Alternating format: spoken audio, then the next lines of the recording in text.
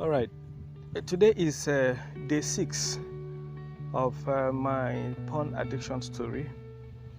And yesterday I started another segment of the story talking about how not growing up around female siblings, and of course my mother has caused me to desire to really see how a woman is. Like as I mentioned, my mother abandoned me when I was a year and 6 months.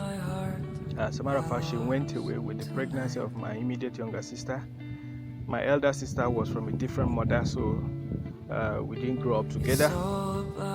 So I lost the privilege of having to grow up with an elder sister and an immediate younger sister. Now, this may not cross the minds of a lot of people, but the truth is that it's actually an unconscious thing when you grow up with female siblings. Now, I have also heard of matured female siblings undressing in the presence of their younger brothers and other siblings, and it really doesn't mean anything to them, because I think this is something they grew up with. But I have no such privilege. The people I grew up with, well, they have female children too, but maybe you won't really understand the way it feels when you are not their sibling. They may be relatives, but when you are not their sibling, so it's more or less like you are not part of them. So, but the point I'm trying to make is this: growing up without my female siblings had made me desire to see the nakedness of a woman, how a woman really is. And the advantage of that is that because you have consistently seen the nakedness of a woman, seeing the nakedness of another woman doesn't really mean so much to you. That's the point I'm trying to make. It doesn't really mean so much to you. But my curiosity, my desire to see the nakedness of a woman had made me become easily hooked to pornography the moment I have the privilege of satisfying that desire. So this is one reason why people also get hooked to pornography. Well, there may not be any scientific reason behind it, but merely looking at it, it's something a lot of people won't appreciate. But I am telling you that I have serious curiosity. I remember at the time when I was in primary school, I think in my primary 3, one of my female cousins, of which the mom was one of the person I stayed with, she was bathing. It was my early puberty. I think I should be around 13 years or so, or 14, thereabout. I have to peep through a tiny hole to see how a woman is when she's naked. In this case, I'm talking about a grown woman with breasts. She's younger than myself. She should be like maybe 11 or 12 then, but she had grown some breasts. So I wanted to see how a naked woman is. And I peeped on her. I was wrong. I was scared. I couldn't really see her very well too. So even if I had seen, because this was something I have the privilege of seeing every day, it's looking like this is a novelty. It's novel to me. So if that English is actually right in this case.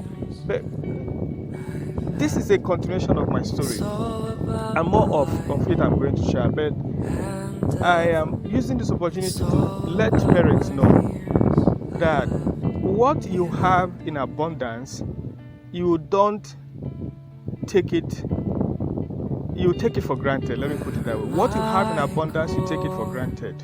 Females around a female growing up together with a boy child makes the boy child take female nudity for granted.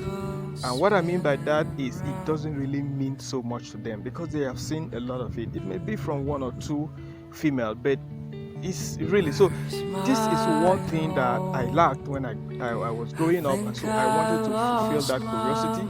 I wanted to. It may be something that is common with teenage boys, but I have also come to discover that if they have had a lot of it, it will not be that much of a serious thing. So I want to end today's story by maybe put it in a form of an advice to parents. Do all you can to make sure that your children grow up together.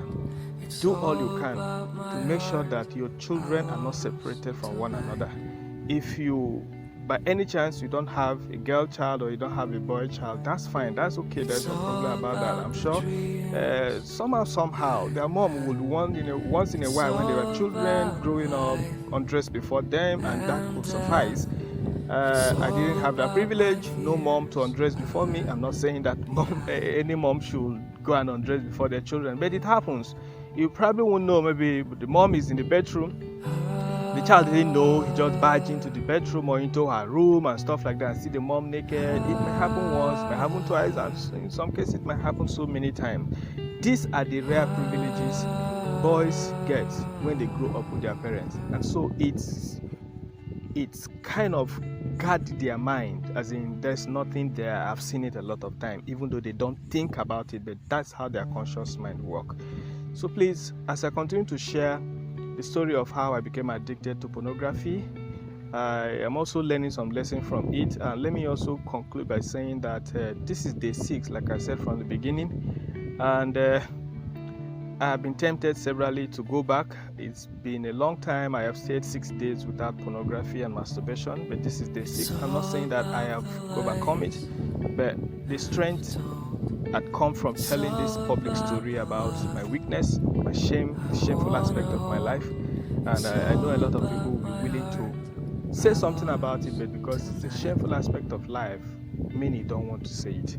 But if you can, please open up, comment, just encourage me. Tell me you are also going through this and that you also want to overcome it. Let's work together. Thank you very much. As I get back to you by tomorrow. God bless you.